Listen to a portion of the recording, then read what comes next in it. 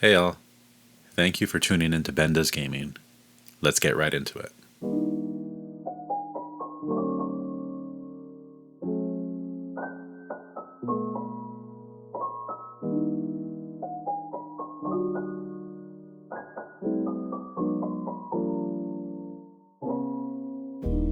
It's the end of May. Summer is almost here. The weather is getting nice, and pretty soon, the smell of grilled hot dogs and burgers will fill the air. I could go for a good chili dog myself. What a perfect time for random game announcements from none other than Sega! I was wandering around YouTube when I saw it. Sega dropped a new video, announcing some goodies for us in light of Sonic the Hedgehog's 30th anniversary. A new unnamed 3D Sonic project that's set for a release sometime in 2022. The announcement also included a collection of games from the golden era of Sonic called Sonic Origins. There will also be a remaster of a Wii game, Sonic Colors Ultimate. There's also the Sonic the Hedgehog Encyclopedia, a look at the history of our favorite Sega mascot, which is being published from Dark Horse Books. I fucking pre-ordered that shit so fast. The Origins compilation will consist of Sonic 1, 2, 3, Sonic and Knuckles, and Sonic CD. I gotta say, I'm excited for this. I have some of the Sonic games scattered amongst a few consoles here. I have the Sega Genesis Ultimate Collection on Xbox 360, physical copy, but the newer systems can't fucking play it. I have Sonic 3, Sonic and Knuckles, and Sonic CD on the Xbox as downloads. I have Sonic 1 on my 3DS, which is the 3D Sonic. I have Sonic Colors on the Wii, Sonic Unleashed, Generations, Sonic Adventure 1 and 2 on Xbox. In the Sega announcement, there was no mention of the adventure titles getting any kind of new treatment or any of the older 3D games like Heroes, sad to say. I most recently bought the Sega Genesis Classics for the Switch, but Sonic 3 and Sonic and Knuckles are missing due to licensing issues with the late King of Pop. Yes, rumors that Michael Jackson worked on some of the songs has been circulating for years, and I believe it. It's hard to refute at this point. One rumor of a few MJ and Sega collaborations. One of my other favorites being Space Channel 5, Part 1 and 2. I've read that Sonic 3 and Knuckles will be in widescreen in this Origins collection as well. A fun trip down memory lane.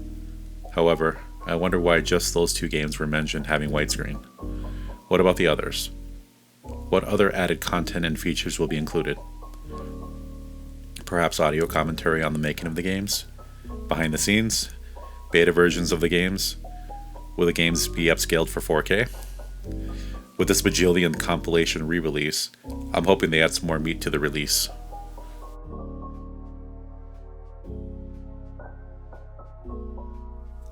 I hate having to wait until 2022 for this. When these announcements happen, I always expect to hear them say they will be released within a month. But fuck. Sonic Colors Ultimate will be releasing this September, which is nice. They can at least do that for us. The Encyclopedia will be releasing not too long after that in November. I suppose they have to stagger the releases. There was no mention of the Origins Collection release date other than 2022. Fuck.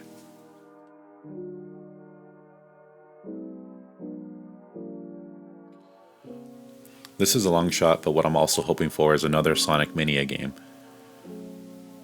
I don't have high hopes for any 3D Sonic games. The fans are doing a better job here when it comes to keeping it real. Sonic Mania was pretty well done, and I'd prefer to just play more 2D Sonic games and have a more consistent experience.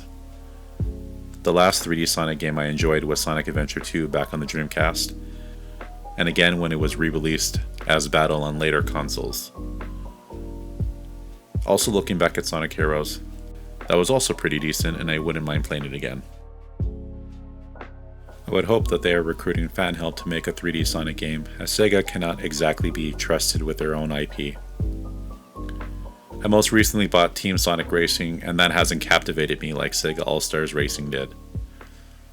I'd love to see Sega remaster and revamp games like Sonic Shuffle, the Mario Party clone that was released back on the Dreamcast. That was an interesting experience, and it was done in a cel-shaded art style. The loading times were atrocious, but it was still decent. Sega has so many games to work with and yet aren't doing much. Where the fuck is Space Channel 5? That VR game on the PS4 doesn't count.